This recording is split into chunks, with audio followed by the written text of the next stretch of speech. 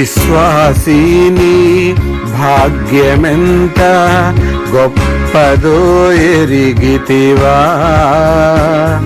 యేసు ప్రభు విమోచించిన నిన్ను పోలిన వాడెవడు.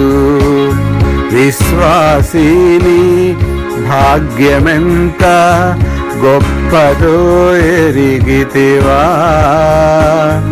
యేసు ప్రభువు విమోచించిన నిన్ను పోలిన వాడెవడు. ధీమంతుడు మహాదేవుడే తన వారసునిగా చేసెను.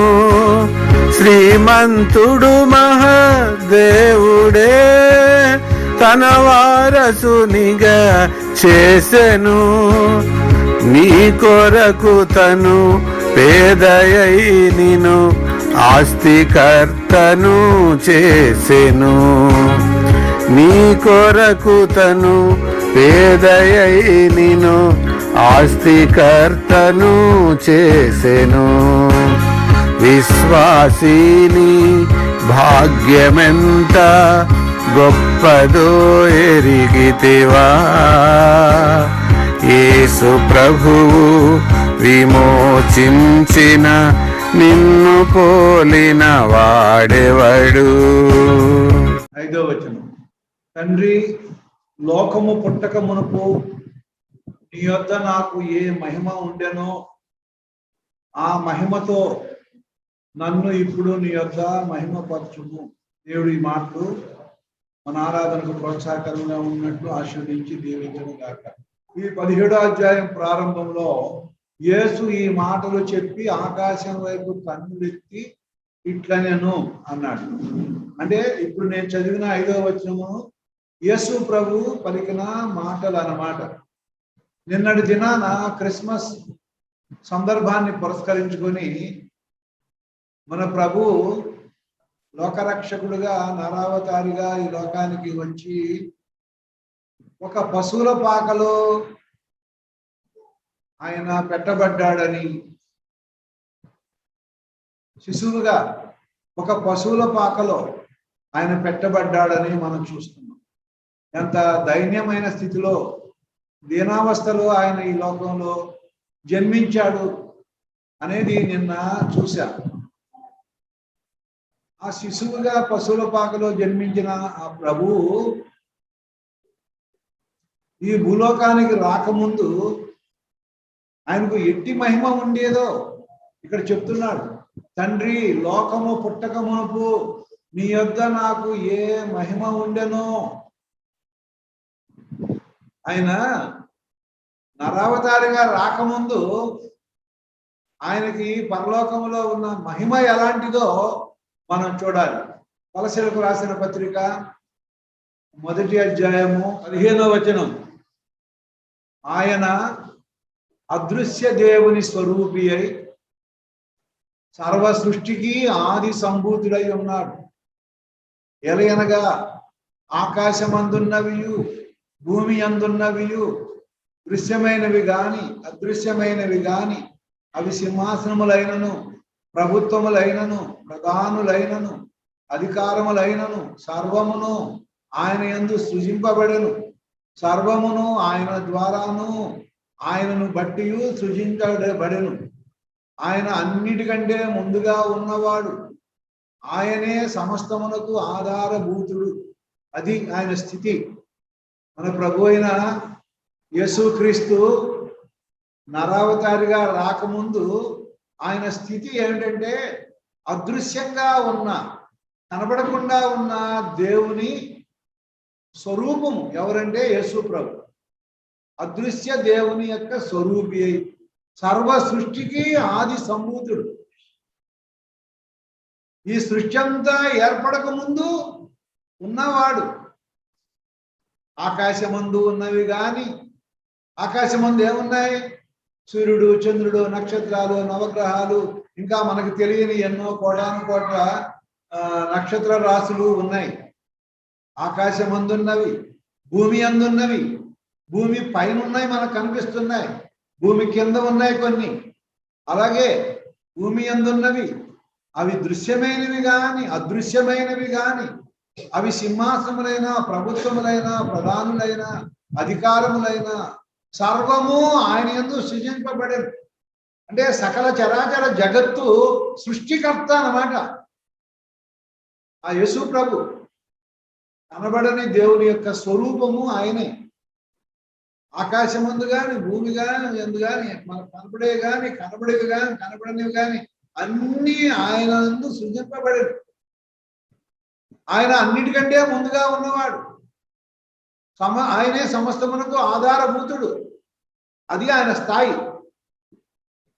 ఈ లోకానికి నరావతారిగా వచ్చాడు కానీ నరావతారిగా రాకముందు పరలోకములో ఆయన స్థాయి అది.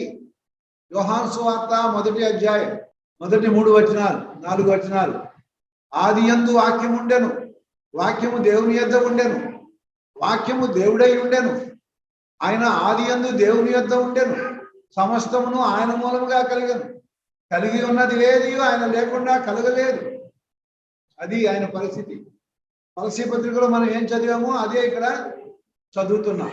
మరి 14వ వచనం మనం చూస్తే ఆది యందు వాక్యం ఉండెను అన్నాడే, ఆ వాక్యము 14లో శరీరధారి అయి కృపా సత్య సంపూర్ణుడుగా మన మధ్య నివసించను. ఆ ప్రభువు మన మధ్య నివసించక ముందు ఆయన దేవుని యొద్ద ఉండెను, దేవుడై ఉండెను, సమస్తము ఆయన మూలంగా కలిగను, కలిగి ఉన్నది ఏది ఆయన లేకుండా కలగలేదు.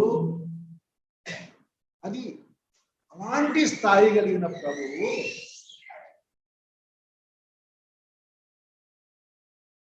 నరావతారం ఎత్తి సత్రంలో స్థలం లేక పశువుల తొట్టులో పరుండబెట్టబడిన విధానము మనం చూసాం నిన్నటి దినాన. హెబ్రీయులకు రాసిన పత్రిక 1వ అధ్యాయము 3వ వచనము నుండి ఆయన మళ్ళా ప్రభు గురించే, ఆయన దేవుని మహిమ యొక్క తేజస్సు, అక్కడ అంకె వేశాడు, అంకె 3. ఆ తేజస్సు అంటే అర్థమైన కింద ఏం రాశాడు? ప్రతిబింబము. ఆయన దేవుని మహిమ యొక్క ప్రతిబింబము, ఆయన తత్వం యొక్క మూర్తిమంతమునై ఉంది. తన మహత్తు గల మాట చేత సమస్తమును నిర్వహించుచు, అది ఆయన పరిస్థితి. దేవుని మహిమ యొక్క ప్రతిబింబం ఆయన, దేవుడి యొక్క ప్రతిబింబము, ఆయన తత్వం యొక్క మూర్తి మంతత్వము ఆయనలో ఉంది. తన మహత్వ గల మాట చేత ఈ చరాచర జగత్తునంతటినీ ఆయన కలుగజేశాడని అంతకుముందు చదివాము. నిర్వహిస్తూ ఉన్నాడు. అలాంటి స్థాయి కలిగిన ఆ ప్రభువు మన కొరకు తగ్గించుకున్న విధానాన్ని మనము చూసాం. ఫిలిప్పీలకు రాసిన పత్రిక 2వ అధ్యాయం 6వ వచనం నుండి ఆయన మళ్ళా ఆయన గురించే, ప్రభు గురించే, ఆయన దేవుని స్వరూపము కలిగిన వాడై ఉండి దేవునితో సమానముగా ఉండుట విడిచిపెట్టకూడని భాగ్యము అని ఎంచుకొనలేదు. కానీ మనుషుల కోరిక కాబట్టి దాసుని స్వరూపం ధరించుకొని తన్ను తానే రిక్తునిగా చేసుకుని, మరియు ఆయన ఆకారమందు మనుషుడుగా కనబడి మరణం పొందినంతగా, అనగా శిలువ మరణం పొందినంతగా విధేయత చూపిన వాడై తను తాను తగ్గించుకుని. ఆయన స్థితి అలాంటిది. ఏ స్థాయిలో ఆయన ఉన్నాడు పరలోకంలో, మరి ఎంతగా తగ్గించుకున్నాడు. మనుషుల పోలికగా పుట్టి దాసుని స్వరూపం ధరించుకొని తను తానే రిక్తునిగా చేసుకొని శిలువ మరణం పొందినంతగా విధేయత చూపించాడు. ఎందుకు అంత త్యాగము ఆయన చేయాల్సి వచ్చింది? ఎందుకు అంతగా తగ్గించుకోవాల్సి వచ్చింది? మరలా కొలసీ పత్రికలోకి వెళ్దాం. కొలసీలకు రాసిన పత్రిక 1వ అధ్యాయం 13వ వచనం నుండి ఆయన మనలను అంధకార సంబంధమైన అధికారంలో నుండి విడుదల చేసి తాను ప్రేమించిన తన కుమారుని యొక్క రాజ్య నివాసులుగా చేశాను. ఆ కుమారుని యందు మనకు విమోచనం, అనగా పాప క్షమాపణ కలుగుచున్నది. అది అంధకార సంబంధమైన అధికారములో ఉన్నాం మనం. అంటే చీకటి శక్తుల అధికారం కింద ఉన్నాం. ఎప్పుడు ఆ అధికారం కిందకి వెళ్ళిపోయాం మనము? ఏదైనా తోటలో ఏ రోజున అయితే అవ్వ దేవుడు తినవద్దన్న పండు తిన్నాదో, ఆదాము కూడా తినేశాడో, ఆ రోజు నుంచి సైతాను అధికారం కిందికి వెళ్ళారా లేదా వాళ్ళు? ఆ రోజు నుంచి వాళ్ళు సైతాను అధికారం కిందికి వెళ్ళిపోయారు. అంధకార సంబంధమైన అధికారం కిందికి వెళ్ళిపోయారు.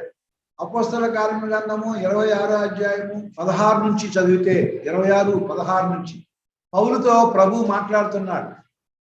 నేను నీవు హింసించుతున్న యేసును, నీవు నన్ను చూచి ఉన్న సంగతిని గుర్చియు, నేను నీకు కనబడబో సంగతిని గుర్చియు, నిన్ను పరిచారకునిగాను సాక్షినిగాను నియమించుడికై కనబడి ఉన్నాను. నీవు లేచి నీ పాదములు మోపి నిలువుము. నేను ఈ ప్రజల వలను అన్ని జనుల వలను హాని కలగకుండా నేను కాపాడుతాను. వారు చీకటిలో నుండి వెలుగులోనికి, సాతాను అధికారం నుండి దేవుని వైపుకి తిరిగి నా యందు విశ్వాసం చేత పాప క్షమాపణ పరిశుద్ధపరచబడిన వారిలో స్వాస్థ్యమును పొందినట్టు వారి కన్నులు తెరుచుటకై నేను నిన్ను వారి వద్దకు పంపెదను అని చెప్తున్నారు. కాబట్టి మనం అందరము ఎవరి అధికారం కింద ఉన్నాం అన్నమాట? సాతాను అధికారం కింద ఉన్న మనల్ని, సాతాను చెప్పు చేతల్లో ఉన్న మనము. మరి అలాగే మన జీవితాన్ని ఒకవేళ యేసు ప్రభు రాలేదనుకోండి, నరావతారిగా సాతాను అధికారం కింద ఉన్న మనము, మరి మనం ఎవరి సొత్తు కింద అవుతాము? సైతాను సొత్తు మనం. ఆయన అధికారం కింద ఉన్నాం. సైతాను చెప్పినట్టు చేశాం. మన పితరులు సైతాను చెప్పినట్టు చేశారు. పండు తినొద్దు అని దేవుడు అన్నాడు, తినండి మీకేం అవదు అని సైతాన్ చెప్పాడు. వాళ్ళు దేవుడు మాట వద్దని సైతాన్ మాట తీశారు. ఇంకా సైతాను చెప్పు చేతల్లో ఉన్నారు. కాబట్టి వాళ్ళ అంతం ఏమవుతుంది? అపవాదికిని వాని దూతలకును సిద్ధపరిచిన నిత్యాగ్ని. అది ఆదాము అవ్వల వాళ్ళ సంతతి, వాళ్ళ ఆ సంతతిలో ఉన్న మనం అందరం కూడా మన అంతం, మన గమ్యం ఏంటన్నమాట? అపవాదికిని వాని దూతలకును సిద్ధపరిచిన నిత్యాగ్నిలోనికి పొండి. అది అన్నమాట మన గతి, అది మన స్థితి. అది ఆ స్థితి నుండి మనలను విడుదల చేసి తన కుమారుని యొక్క రాజ్య నివాసులుగా మనము చేయబడాలి అంటే కనుక ఆ కుమారుడు తగ్గించుకోవాల్సి వచ్చింది. దేవుని స్వరూపము కలిగిన ఆయన తను తాను తగ్గించుకొని రిక్తునిగా చేసుకొని శిరోమరణం పొందినంతగా విధేయత చూపి ఆ క్రూరమైన శాపగ్రస్తమైన శిలువ మరణాన్ని మన కొరకు ఆయన రుచించాల్సి వచ్చింది, అనుభవించాల్సి వచ్చింది. దేవుని యొక్క ప్రేమ ఎంత గొప్పదో అర్థమవుతుందా? ఆయన త్యాగం ఎంత గొప్పదో, ఎంత శ్రేష్టమైనదో మనం అర్థం చేసుకుంటున్నామా అని. ఏ స్థాయి నుండి ఆయన ఏ స్థాయికి వచ్చి ఎంత క్రూరమైన శాపగ్రస్తమైన శిక్ష, మనం పొందవలసిన శిక్ష, మన పాపమును బట్టి, మన దోషమును బట్టి మనం పొందవలసిన శిక్ష మన తరపున ఆయన పొంది మన పాపము నుండి మనకి విమోచన కలుగజేశాడు, విడుదల కలుగజేశాడు.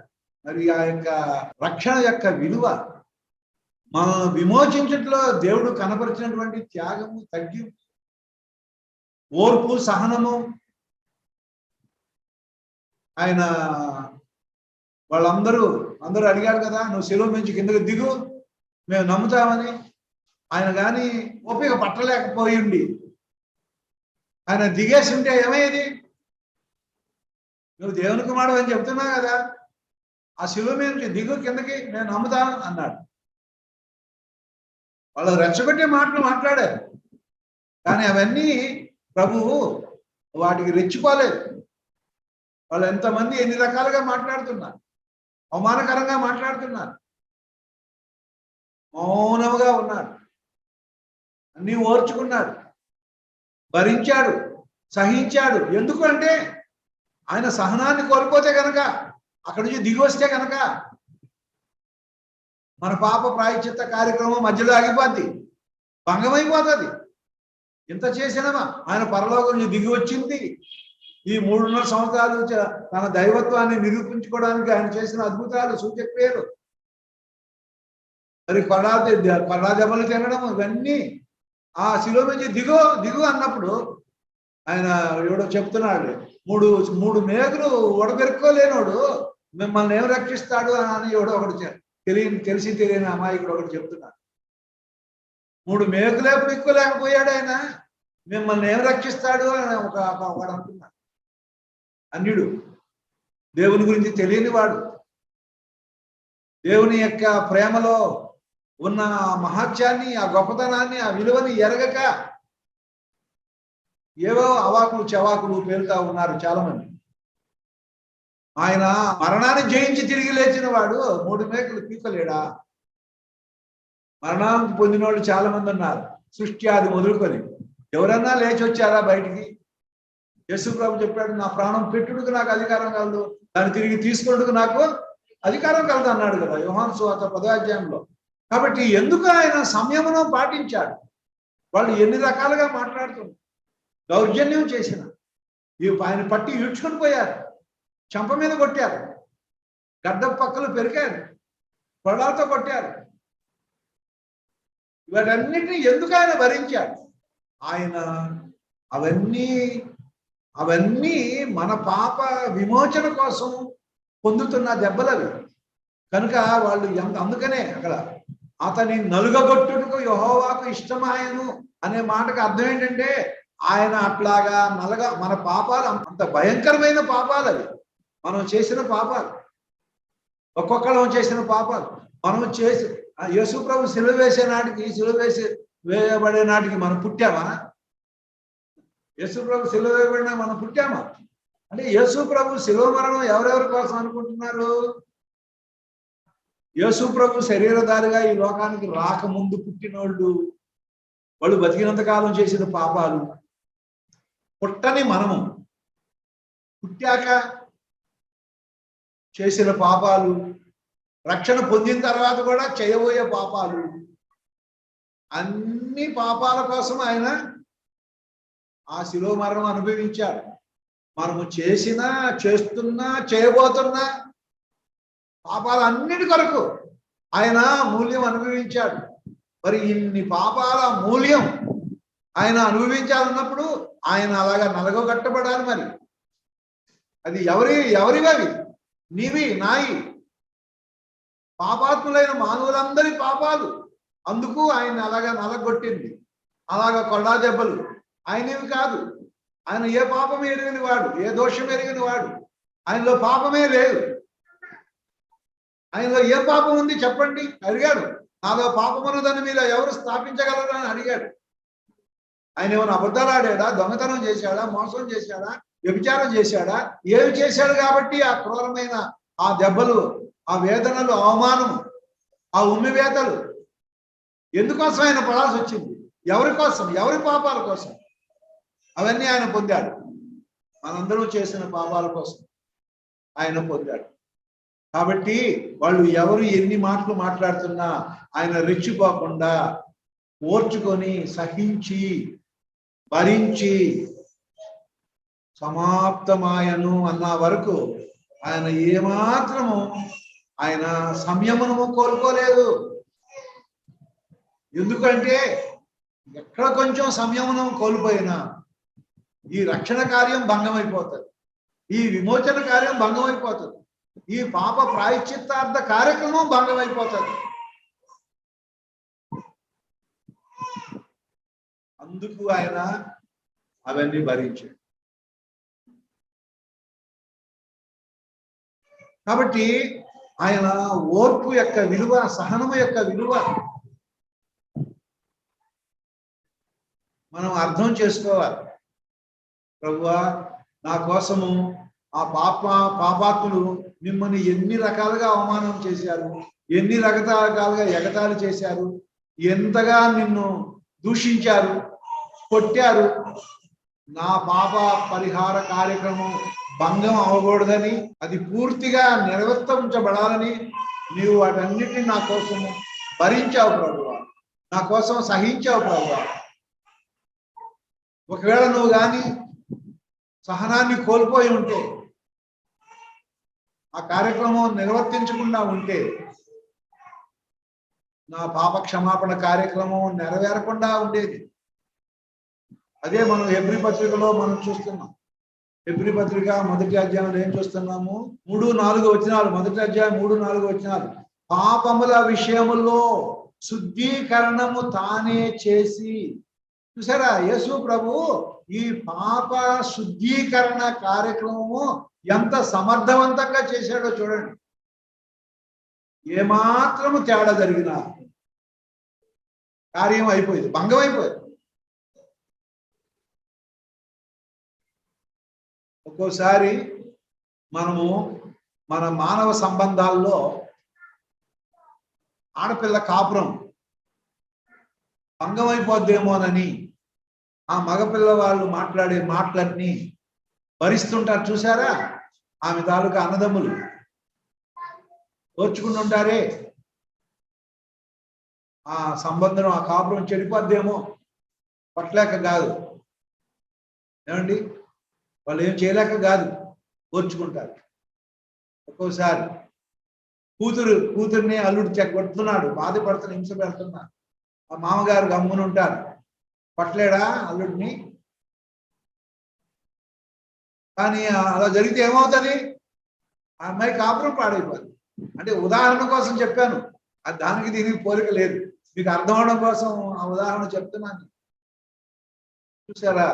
లోకంలోనే ఏదైనా ఒక సున్నితమైన విషయాల్లో మనము సహనం కోల్పోతే సంబంధాలు దెబ్బతింటాయి, సంసారాలు కూలిపోతాయి అని మనం ఓర్చుకుంటున్నాం కదా లోకరీతిగా.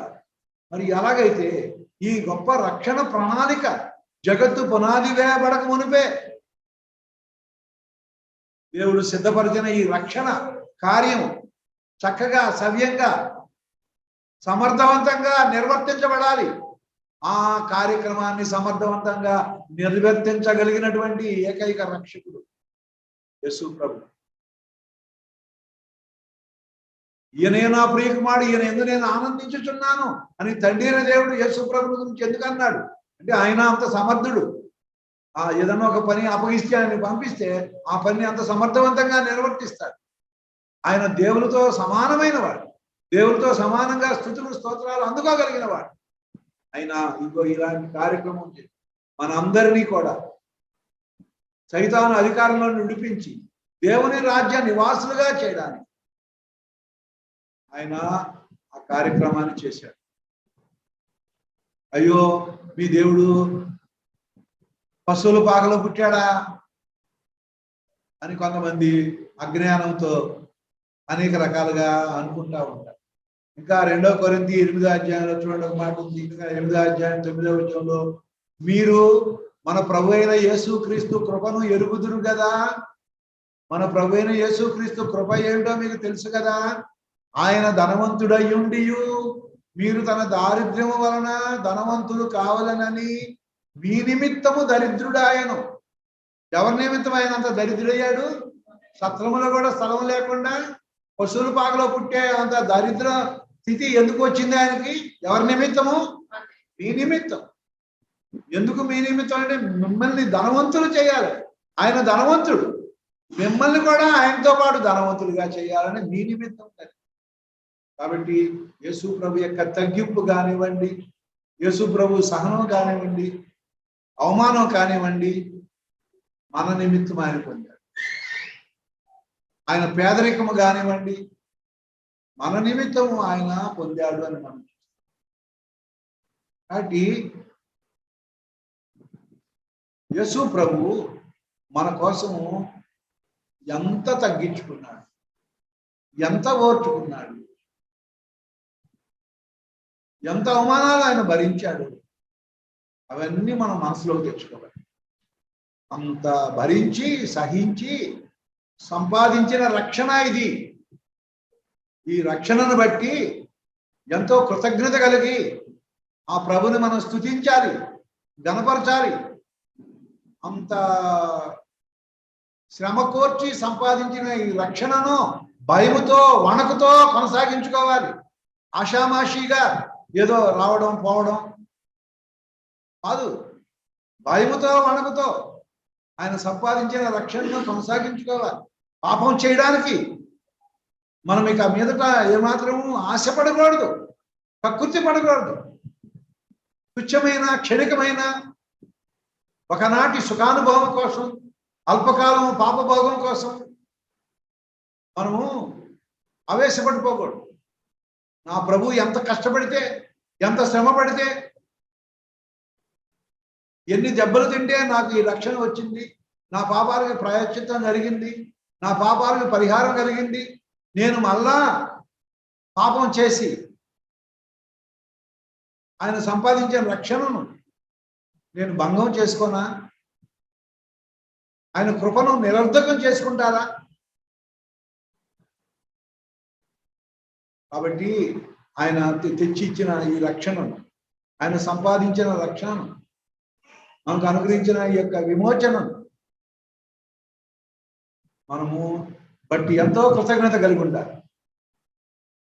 మనము మన జీవితాన్ని ఎంత పరిశుద్ధంగా మనం జీవిస్తూ ఉంటే ఆ రక్షణల గురించి మనం అంత విలువగా దాన్ని చూసుకుంటున్నట్టు లెక్క. మనం మంచినీళ్ళ ప్రాయంగా మళ్ళా తప్పులు చేస్తూ ఉంటే కనుక ఆ రక్షణ విలువ మనకు అర్థం అవ్వలేదని అర్థం. ఆ రక్షణ విలువ మనకు బాగా అర్థం అవ్వలేదు. అందుకనే నువ్వు దాన్ని చూసారా, ఎవరికైనా 2000 నోటు ఇచ్చామనుకోండి, ఆ 2000 నోట్ని పిల్లలకి ఇచ్చామనుకోండి, వాడు దాన్ని కిందేసి చేస్తున్నారు అనుకోండి, నలిపేస్తున్నారు అనుకోండి, దాని విలువ మనకు తెలుసు, పెద్దవాళ్ళకి దాని విలువ తెలుసు.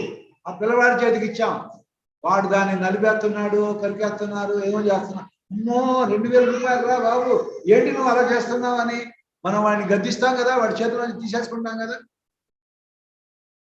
అలాగే మనం కూడా ఇంత గొప్ప రక్షణను పొంది, నిత్య జీవం పొంది, దేవుని కుమారుడు అనే పేరు పొంది, నువ్వు మళ్ళీ నీ ఇష్టానుసారంగా తప్పిదాలు చేస్తూ ఉంటే నీకు ఆ రక్షణ అసలు అర్థమైంది? అసలు దాని విలువ నువ్వు అర్థం చేసుకున్నావా?